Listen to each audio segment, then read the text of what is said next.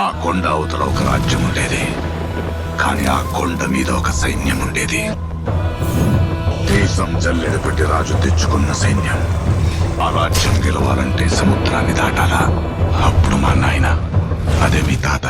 ఆపు నాన్న, ఎప్పుడు మీ నాన్న కథ వాళ్ళ నాన్న కథలు చెప్తూనే ఉండవు. మా నాన్న కథ చెప్పు నాకు, దేవర కథ చెప్పు నాకు.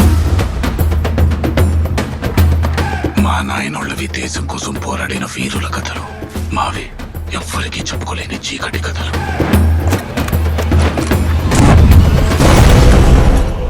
సముద్రం ఎక్కాల, సముద్రం యాలాల.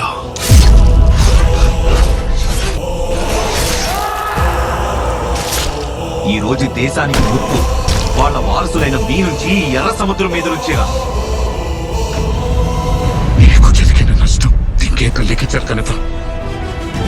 దేవరు అడిగినాడంటే చెప్పినాడని, అదే చెప్పినాడంటే.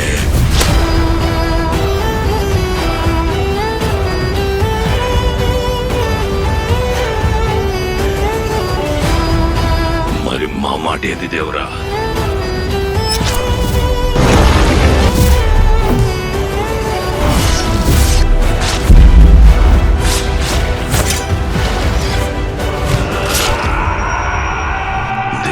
సంపాలంటే సరైన సమయమే కాదు, సరైన ఆయుధము దొరకాల. ఈడు స్వరం చంపడమేంద్రా, నట్ట సూతలేంద్రా. మరి దేవర కడుపున వీరుడు పుట్టాలి గాని ఇలాంటి వరాగాడు పుట్టాడేంట్రా? కానీ నాకు మగాడు కావాలా, ఈ తంగాని ఉప్పొంగించే వీరుడు కావాలా. కుటుంబాన్ని వదిలేసుకుని వెళ్ళిపోయినోడి మీద మనసు ఎరగట్లేదా? దేవర ఈ కుటుంబాన్ని వదిలేసిపోలేదురా. ఈ 4 నా కుటుంబం అనుకొని పోయినాడు. ఆయుధ పూజలో మీరు వాడి కంట్లో పెరుకునే చూస్తున్నారు. నేను వాడి దెబ్బలో ఒడుపు చూసినా. సముద్రం మీద ఒక దేవుడున్నాడు చాలు. కొండ మీద ఇంకో దేవుడిని తయారు చేస్తే అది మీకే మంచిది కాదు బైరా. నీ సరుకుతో పాటు వాడి తల కూడా తీసుకొస్తాం. తప్పుడు పనులు చేద్దామనుకుంటున్న మీ అందరినీ ఆఖరికి కన్న కొడుకైన వరాన్ని కూడా వదిలిపెట్టడు నా పెనివిటి దేవరా.